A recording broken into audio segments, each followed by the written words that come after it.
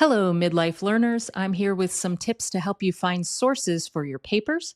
I used some of these resources for my undergrad, and I'm using them currently for my graduate program, the master's degree that I'm working on. Let me switch over to my screen share. The first resource that I recommend is Google Scholar. A lot of people talk about this one. It's sort of lately it's become the tried and true option, and it works similar to Google. You just type in. So right now I'm working on a paper about women and AI. Type it in and you can see all sorts of options, all sorts of articles from different journals. You can click to get citations in all the different formats that you need, and you can click through to read the articles or to download PDFs. So it's a great all purpose search engine. The next option I recommend is Perplexity AI, or really most of the AI tools now can do it. My school offers a free Perplexity AI Pro account, I think it is. So that's the one that I'm most familiar with using.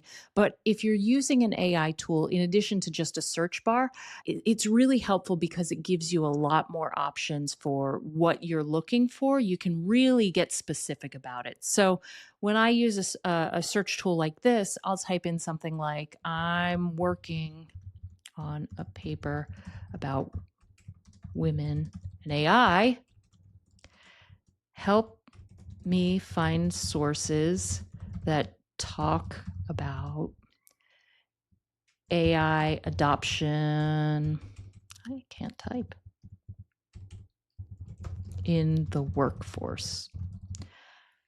So you can get more specific. You can even give it real specific research questions that you're working on. So, do women adopt AI at the same rate as men? So, that's one of the research questions I'm working on. And I actually haven't tried this search, so we'll see where it goes.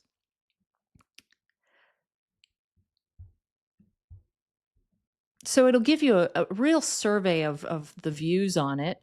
And then you can click through to get some of the sources that they recommend. So I can click through and open up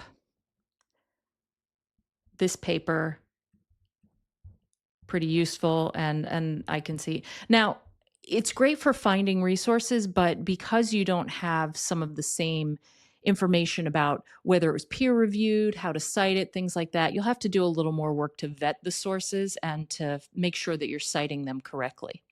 If you want the sort of creme de la creme of all of this, and you want it sort of handed to you, check with your school's library. I go to UMPI, University of Maine at Presque Isle, and as an UMPI student, we're given access to the Presque Isle library, which includes so many articles. So if I go to articles, I can do the same kind of search, women and AI, and what this will pull up is not only the article itself, but I can get information about whether it's peer reviewed. I can get links to the PDF. And if you click through, you can get the citation right there. Now you have to check it just to double check, make sure that it's doing it accurately, but found that they're fairly well done. And this has been an excellent source. So if you go to UMPI, definitely use their library. If you go to another school, check with your school librarian or with your program and see if they offer something like this. I found it very helpful. So there are three resources that you can use to find sources for your paper: Google Scholar, AI, and in this case, I use Perplexity AI, and your school's library. If you have any other suggestions, let me know in the comments, and stick around for more tips to help midlife learners get through college.